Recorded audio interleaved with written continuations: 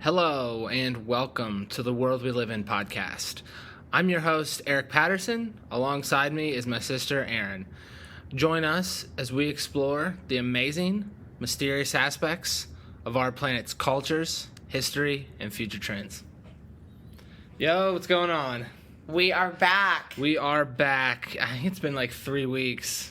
It has to Maybe have a been. month. Yeah. I just moved out of a new apartment and you're finishing up your semester of school. Yep. And right before Thanksgiving, we decided to get together. A little rest time. Yep. Time to do a podcast. Few days off will be nice. It'd be nice. Well, first I should say, what you been up to? What have I been up to? Well, I feel as if I've had a lot more time on my hands. Since soccer ended. Yes. Yeah. So I've just been catching up on sleep, doing new workouts and fun things. That's good. That I Always can good. just enjoy. So it's been nice. Other than that, just trying to get through school. Yes. As you know. Yeah, the end is always rough. Yeah, but enjoying that it's finally cold here. Or I cooler know. here. Yeah, it is in cooler. Tennessee. Yeah, the nights are just getting really chilly. Mm-hmm. And then I had to wear gloves last night when I was driving home. It's so cold. Yeah, it's getting really the cold. steering wheel. I just need a heated steering wheel, I think, is the problem. Yeah. I mean, I don't even have heated seats. No, you don't. That is definitely a must-have on my next vehicle. Yeah, for sure. What have you been up to? Anything? Yeah, I mean, we Noteworthy? just moved into a new place, which we are in, and other than work and working out, I haven't really been up to much. Yeah. Yeah. But the new place is a big deal. Yeah, the new place it's great. Out of the city. I don't know, to those of you who are listening, I don't know if you're city folk or not, but I had I'm not outside of the city, but No. I'm in a lesser. Like, you can't see the city. Yeah, you can't see the city. It's still a lot of people around, but it's not the city, and I'm sure that makes sense. But yeah, it's great. Out near some woods. Beautiful. And I was just about to hit the record button, and then the train runs by. I was like, let's hold off for a second. Yeah. Yes. Yeah. Just, things you got to deal with. That's not different I know. than the city, but... No, that's true. I mean, we were getting woken up by construction at 7 a.m. every morning, so. Well, okay, this is, I guess, sort of relating to getting woken up out Yeah. of sleep, but for the past 2 nights, I've been, like, literally so close to being asleep. Uh-huh. And then, like, I hear, like, a really loud noise. Okay. But I swear they're not as loud as it sounds when you're in, like, a sleep. Yeah, I know what you mean. So then I'm like, well, what? Like last night, I swear, like, my picture fell off the wall. It's like a canvas. And I swear it fell off. No, it was still there. And so I was like, I don't know what that was, but I was really pissed off, honestly, because I was so comfy and in, like, almost asleep. Yeah. It was just annoying, but kind of creepy. I'm not quite sure what it was. So. See, I don't have a problem going to sleep, so I get woken up by things. Yeah. Like, if I'm not, like, super tired and I'm not in a deep sleep, I'll get woken up by, like, the air conditioning coming on. Like, it'll click on, I'm like, okay. And then I go back to sleep, but, Yeah. going to sleep's never the issue for me. Yeah, that's true. Yeah. So I was on another podcast the other day. Yeah, shout it out. Yeah, called Legit Bat Podcast. And they are great people, seem like great people. Had a chat for them on their Sunday shit show, which is just like a live stream they do. So if you're listening, go check them out. I listen to them on Spotify, but they're on all the big spots. So Legit Bat Podcast. And Go listen. Yeah, they're good. They do a lot more conspiracy stuff, which is great, which I love because I don't get into discussing a lot of conspiracy. Yeah. We discuss more paranormal stuff, but It's fun to talk about sometimes. oh yeah, it's The great. conspiracies.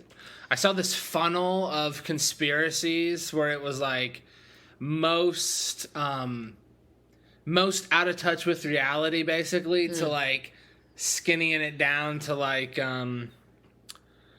what were some of the ones that were like legit? Could be, actually. Yeah, it was damn, I can't remember.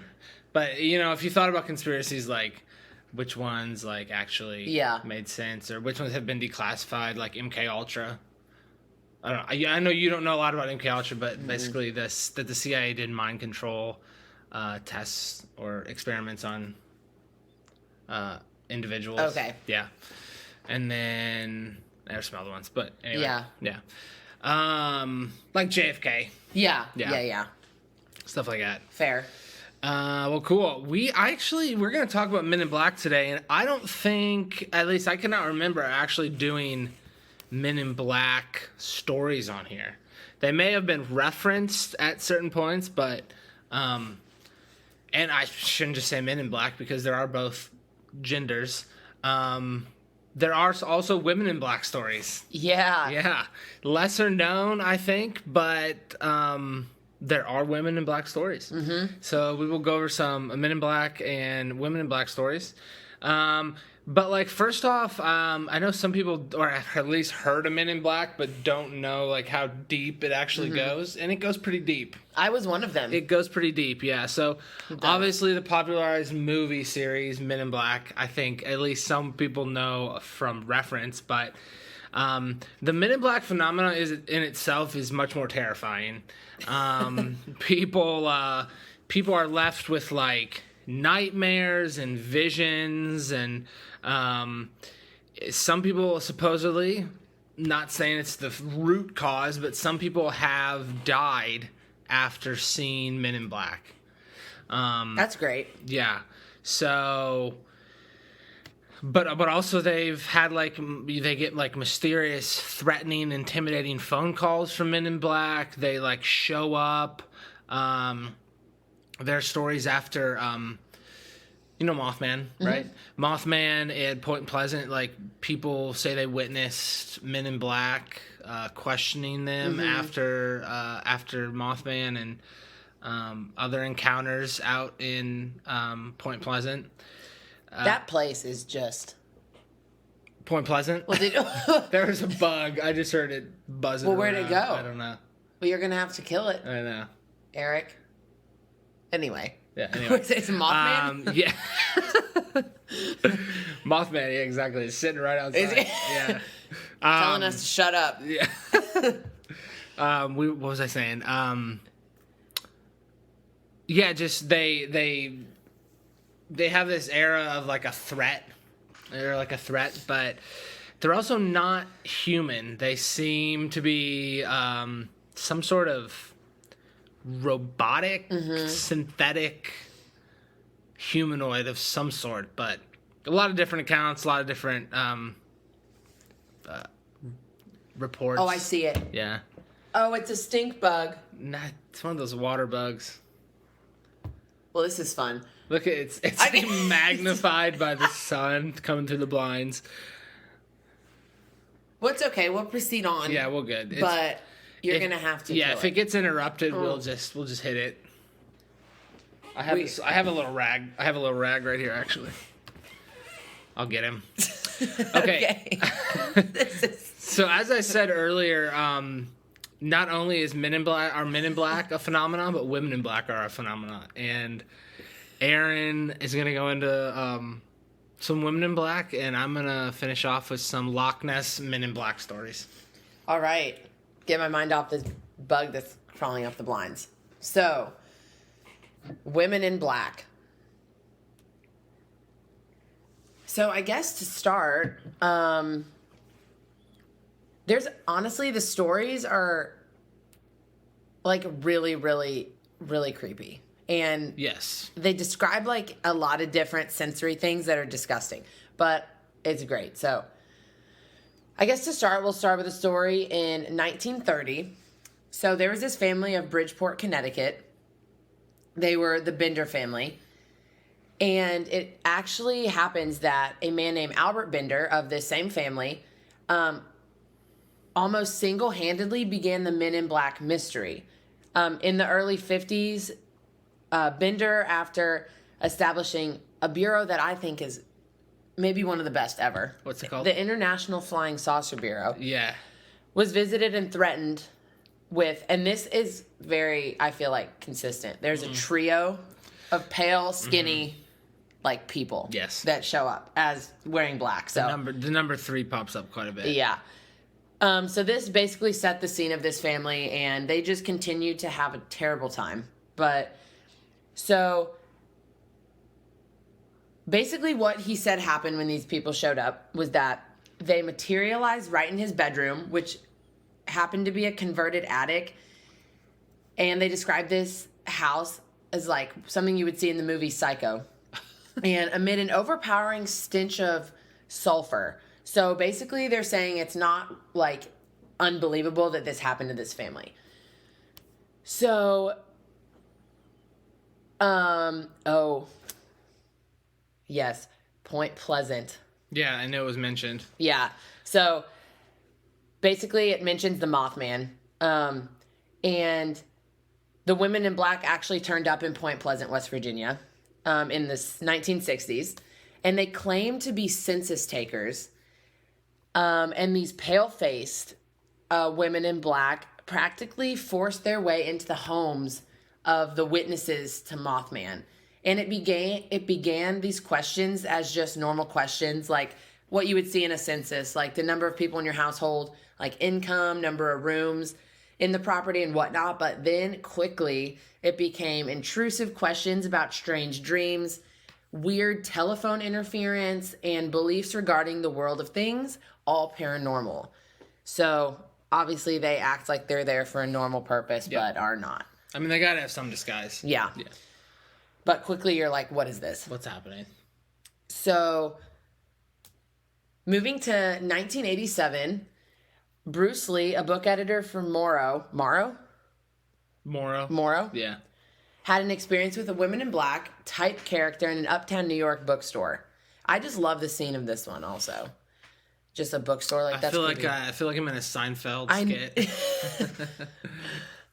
So Lee's attention to this woman, short, wrapped in a wool hat and long scarf, wearing large black sunglasses behind, which could be seen huge mad dog eyes, was prompted by something strange and synchronistic. She and her odd partner were speed reading the pages of then newly published UFO-themed book Communion. Which is, I know you aren't familiar with a lot of the UFO literature, but that is arguably one of the most famous. Okay. Yeah, Whitley Strieber's Communion book. Okay. It's about his encounters with Greys in upstate New York. Okay. So which these weird ladies are speed reading. They were perusing, yep. So, Bruce Lee exited the store, and he was terrified by the appearance and the hostile air that the pair oozed in his presence. So the women in black, realizing they'd been rumbled, made exits, and always before law enforcement were on the scene. So they always just got out there right escaped. before. Yeah. Yeah. So they obviously just always smell bad, or like... They smell like sulfur, right? Yeah. Yeah. So that's gross. But in his book, Walking Among Us, David Jacobs says that some ET hybrid are described as looking sickly and having extremely smooth and pale skin. And the pale skin is in like every encounter. Yeah. So, and they're like really skinny. I don't know. But this was just like the women in black. So he talks about this hybrid thing being greatly overdressed for the summer, and his slick down hairstyle was wrong. And that too is reminiscent of many women in black reports, along with men in black. But both often arrive at the homes of witnesses in vintage black cars, of course, and these things can drive. So these things are described as wearing wigs, and the female have like really long fake black hair that's like kind of like just like what you'd see in a horror movie. Length, is what I picture. Yeah. I want a story of a Men in Black who used Uber. Oh, that is what I'm looking for. Well, yeah, I would love that as well. That would be ultimate. Just like hops out of a butterfly door Tesla. Well, have you heard of this rideshare service called Earth Rides? No. So it's only really expensive cars. What's it called? Earth rides. I think because all the cars are electric. Oh, okay. And that's what I picture Men in Black arriving in is Earth ride cars because they're like butterfly door Teslas and stuff. Yeah. Interesting. But, okay, this is my favorite. Oh, this is a good one. It's so good. Yeah, this is a good one. Okay. So I was reading this like a little bit ago and our mother was there. And I was reading it not knowing how it ended and we were like dying. But so this is about a man named Dan Selden, and he was a factory worker in Cleveland, Ohio. And in 1985, he contacted a man named Bud Hopkins, a noted abduction researcher and the author of Missing Time, which was about an experience in 1969. So it all went down when Selden was out in a nearby Cleveland woods with a bunch of friends. So he said vague memories of a huge object hanging in the sky, a blinding light that lit up the trees, and a period of time that is just like vanished.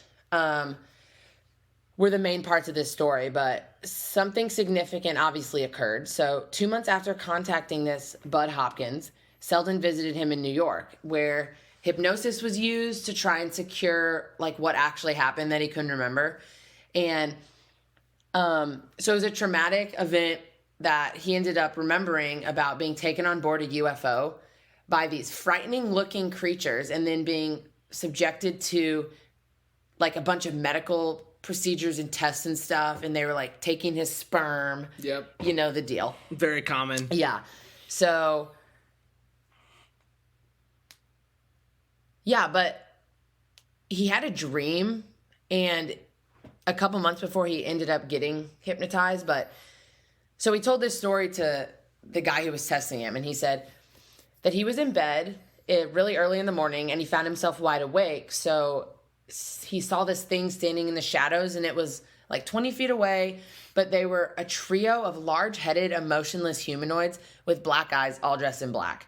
But then like a woman appeared, like a human-looking woman though, and he describes like her eyes were like looked evil, but that she looked pretty as well because she had this long black hair, but no teeth, but that she somehow still looked pretty.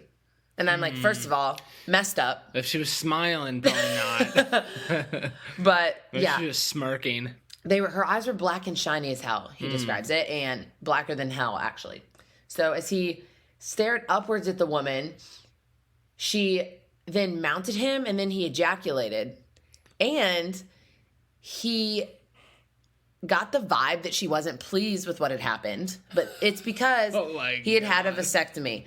So, obviously, she just, but you know how it goes. Yeah, that's how it But I sometimes. mean, that is funny. Like what? Yeah, I mean, I know you haven't listened to a lot of UFO stories, but this is very common. Yeah. Yeah, very common from people who, not so much the mounting and basically the sexual intercourse, but the extraction of sperm and some sort of like, what's the term, like shadow memory or cover memory, basically. That like, so they can't remember what actually happened. They can't remember what actually happened, or they remember seeing like a deer or some sort of animal, and then everything else goes blank, and then there's missing time. Interesting. Or like he said, they have to go back into, they have to be hypnotized and go through regression to get it out. Yeah. So. Wow. But yeah, that's pretty crazy. It is crazy. But yeah, all of them just are it's like very just uneasy, and they're just very creepy. Well, in that last one, it's almost like the woman wasn't wasn't with them. It's like she was, or maybe she was, but she was somehow disguised. I also kind of feel like the threes, when they come in groups of threes, are like a precursor to like something else. Yeah, that's a good point. And sometimes they just get what they need and leave, but I feel like, there could be someone following them. Yeah, that's a good point. Update. I don't see Is it gone? No, I think it's behind one of the the shades. shades. Well, good. Yeah. I'll have to find it. I've only killed 2 so far. Oh, there's also a ladybug. Well, that's ladybugs are fine. Those are good luck. Okay. Can I use that? Okay. Well, what do you got for us? Yeah. So Loch Ness. yes. Stuff. So everyone knows of Loch Ness, obviously in Scotland. There are many lochs in Scotland. It's just a very deep lake. So there are many lochs, but Loch Ness is famous obviously because of the Loch Ness monster, or lack thereof. But this is concerning Men in Black encounters on Loch Ness. Double whammy. Also, for those of you that might be deeper into the rabbit hole than the rest, Aleister Crowley, who was a occultist, famous occultist, and sex magic. Which that's a whole rabbit hole I can go down another time. But basically, it's summoning or creating demons via basically sexual energy. Oh. Yeah, it's very weird. How does he relate to this? He had a house on or in the vicinity of Loch Ness. So it's a very weird... we've actually done a story of a guy who went to Aleister Crowley's house. That was back in the 60s. That was when Kyle was still on here, so that was a while ago. Oh, wow. But weird guy, and that I'm just saying that to say that Loch Ness is not just a loch where Nessie lives. Like, it's a weird, very weird place. Got it. Yeah. So anyway, so these encounters on Loch Ness are a bit strange. They're not anything like you were talking about, but so this first one is about a man named Alistair Baxter, and he visited Loch Ness back in '68. It seemed like he was just visiting it, trying to experience something, visit, or maybe see Nessie, but he didn't. However, he did come across some weird phenomena and Men in Black. So he got woken up one night by this floating orange ball about the size of a soccer ball. Where he was staying, he was in like a tent, and this humming noise. So it was the orange ball and the humming noise. And the orange ball like hovered in front of his area and then shot out to the loch and then straight up into the sky. Wow. And the humming disappeared with it as well. The next morning, before he had gotten up and was going to eat breakfast, but before he ate breakfast, these 3 Men in Black encountered him, or like it sounded like they kind of like jumped him, and they asked him if he had seen anything weird, and they were all obviously dressed in black suits, and they asked him if he'd seen anything strange. He felt uneasy about the whole thing, so he said no, he hadn't seen anything. And then I guess one of the Men in Black gave him a smile saying, "We might return." And Baxter just sat there like very unsettled, and these guys just walked into the woods and disappeared. Might be back, might not. Yeah. After this, Alistair had this dream, apparently, for 3 nights that this tall Bigfoot beast was pacing outside his tent. And that after it did that, it headed down to the shores of the loch where upon a starlit sky, it tilted its head back and did one of those big Bigfoot like yelps. Like when they wail? Yeah, like one of their whales, yeah. And then just stared at the black water. And the nightmare always ended with a gigantic nuclear cloud explosion in the distance and the beginning of a third world war and the end of our civilization. That could not have been more extreme, I don't think. Yeah, pretty weird. Yeah. Pretty weird. Wow. This other story goes back to September of 1866. And this is of a sighting of a mournful-looking man in black attire near the hills of... I'm not sure how to pronounce this because I know some old Scottish words are very strange, but Lochendorb. And it's roughly 50 miles from Loch Ness. And this man in black terrified this farmer who was tending... I think to his sheep or some his area of land. And this farmer he didn't want anything to do with it. So this guy fled, thinking that this man in black was a shape-shifting kelpie, which is a Scottish folklore creature that basically shape-shifts and then like takes humans. Oh. Yeah. Okay. So he thought that's what it was, so he was like, see ya. Yeah, he thought that's what it was. Yeah, exactly. So he had he didn't have the Men in Black in mind. It sounded like he had the Kelpie folklore in the back of his head. But it's within 50 miles is really not that far of a distance. Yeah. I mean, for Men in Black encounters, it's not like they happen all the time. But something about that area is... speculated that the Men in Black have some sort of interest in that area. So definitely. So yeah, this next one is a bit weird. Mainly because wait, is this the one? I can't remember. I don't think this is the one where the guy dies. But anyway, so this guy named Ted Holliday. He spent apparently a lot of time at. Now the name sounds familiar, but I can't put a situation to it. But he spent a lot of time in the 60s and 70s and wrote books about Loch Ness, and apparently on June 2nd, 1973.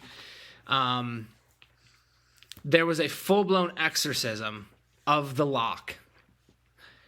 And one that was apparently designed to banish the monsters and everything surrounding its dark waters from the loch. And this was so I guess Holiday was there, and then this guy who did the exorcism was a guy named Donald Omond. A guy named Donald Omond, and so I guess after this happened, the morning after, Holiday took a walk down to the loch. And as he did so, Holiday saw this man that was like on the banks of the loch, about 90 feet from Holiday.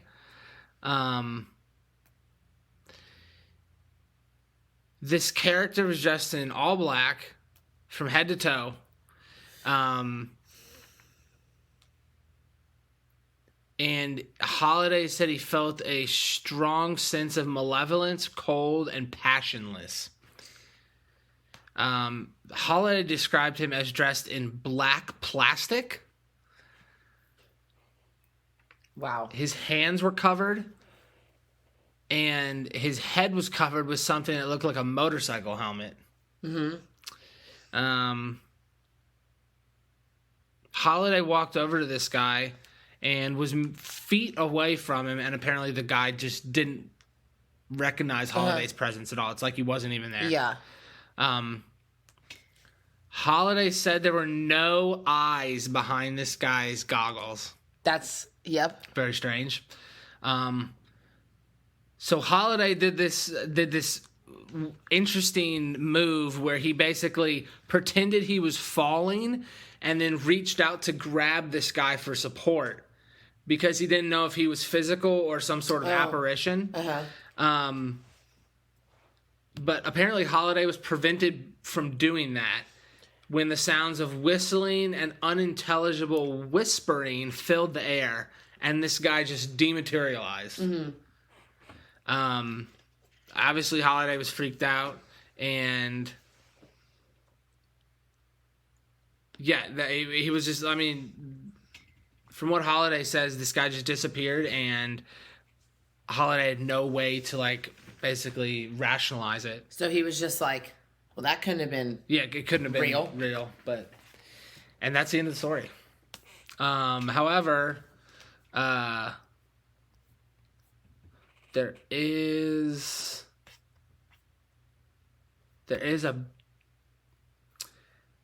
a bit more to it. So I was correct. So this is from a different article. This is from a different article that Ted Holiday had a serious heart attack at the very same spot where that happened. like after? In 79. Okay. And that's weird. Yeah. That is so weird. So that is those are some of the story. I know there's more, but that was just some snapshots into the. I mean, Loch Ness is a weird place. I don't ever want to go. No. Also, pictures of it, like the water's so dark. Really? Yeah, it's. I mean, I wanna. Yeah, it's super dark and just like, you know that guy Jeremy Wade. Yeah. River Monsters. He tried to like scuba in Loch Ness because he was on the hunt for the Loch Ness monster in one of his episodes, and he you can't see underneath the water, like it's so dark. That is terrifying. Yeah, and I don't know how deep it is, but it is very deep for an inland lake. Wow. Yeah. I've heard that's the weird part about it, that it's just its own thing and it's so deep, you know? Like that's not not normally how it goes. Wow. Well, I just wanted to clarify, I was just looking at my notes again. Holiday had a heart attack a year after that incident, but didn't die until 79. Okay. Yes, just to be clear on that. Anyway you cut it, very strange encounters. Yep. I wonder if someone was actually there or something was actually there that just disappeared, or if he saw like some sort of time slip. Yeah. Yeah. That's kind of what it seems like. The time slip? It was like a time slip. Yeah, that's kind of what I'm thinking. Okay, especially since it was so vivid. You know, most hallucinations or stuff like that isn't so vivid. Yeah. That's another thing. But time slips are vivid. Because it was actually... Yeah, like, you remember that one story we did about the guy... I think he was in, like, southern Louisiana or Mississippi, and they were driving... they were, like, salesmen or something. They were driving, and a car passed them. Was it, like, an ambulance or something? No, that was a different one. But Oh. that did happen too. Yeah. No, they were driving and they saw like license plates that said like 1943 or something. Oh. And the car was like really old and there was a woman in there. But the details, my point in saying that is the details are very specific in time slips. Yeah. Yeah, that's very true. Yeah. So. I still have I'm like traumatized by the McDonald's one. That was strange. One. Yeah. Do you remember it?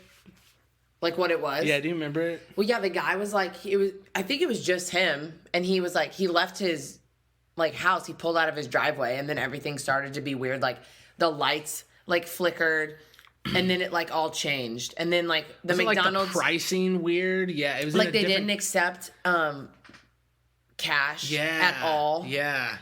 And like, yeah, it was just super weird. Like everything was just weird. Yeah, that was like an alternate dimension type of Yeah. stuff. It seemed like everything was like slightly off. And then once he got back to where the light flickered in his neighborhood, it was like back to normal. Yeah, that's creepy. I was like, no. Yeah, I forgot about that one. Man. Well, needless to say, there is no shortage of creepy stuff out there. Creepy Very stories. true. I don't know. If I had to encounter a time slip or Men in Black, I'd probably want to do a time slip. Me too. I think it would honestly be so cool. Yeah. I don't want to get stuck. No, me neither. Because those are stories you don't hear. Well, understandably. Because they ain't back yet. Yeah, they're coming back. Oh, man. Well, that's all I got. Yep. We're pretty much off for the holidays, and all our family's in town, so definitely be looking for some. I know there actually are some really weird Christmas stories. Yes. About like weird Santa Claus entities like entering homes. Honestly, Yeah. we have to do a bunch of those. Yeah, I know there are stories I've heard before, just about weird Santa Claus stuff. Maybe we might have to hit that Reddit rabbit hole. Ooh. There were some. That was a few episodes ago. We did Reddit stories. I think it was part of it was either the alternate dimensions or the time slips we were on Reddit for. I think so. Yeah. No, phone calls from the dead. Oh, phone calls from the dead. Yep. That was it. Yeah, so we might have to venture down that for some Christmas ghosts. Some creepy Saint Saint Nicks. Yeah. Or maybe like other cultures' Christmas Versions traditions. yeah, that'd be cool. Like Germany's got some fucked up Christmas. Yeah, they do. Stories like Krampus and just some other weird. But they're all like threatening. Yeah, they are. There's like a don't go out because there's something outside. Right. Yeah. But for us, it's don't go out because if you're not asleep, That's true. Santa's not coming. Yep. So take your pick, I guess. Santa's not going to break into your house. It's a shame. All I know is I'm eating the cookies this year. Okay. He doesn't eat them. No, he doesn't. Cool. Well, I should say, you can find us at World We Live In Podcast at gmail.com. Send us an email. Tell us what you think. Send us stories. We'll love some stories. That'd be fun. Some listener stories. Yes, please send them. Yes. You can find us on Spotify, Apple Podcasts. Find us on Twitter at World We Live Pod. And Instagram at World We Live In Podcast. When is this... When are we releasing this episode? This will be out on Thanksgiving. Okay. Yep. Well, if you're listening on Thanksgiving, hope it's great. If you so choose to. Yeah, stuff while you're your driving. face. Yeah, listen to us while you're driving. Yeah, there you go. The World We Live In Podcast on Instagram. The World We Live In podcast. Yes. Some accounts, it just depends on what you're using. Some can't, some like it's already taken for and then it's not for others. Yeah. But anyway, cool. Well, thank you all for listening, and please stay safe out there, and we'll catch you next time.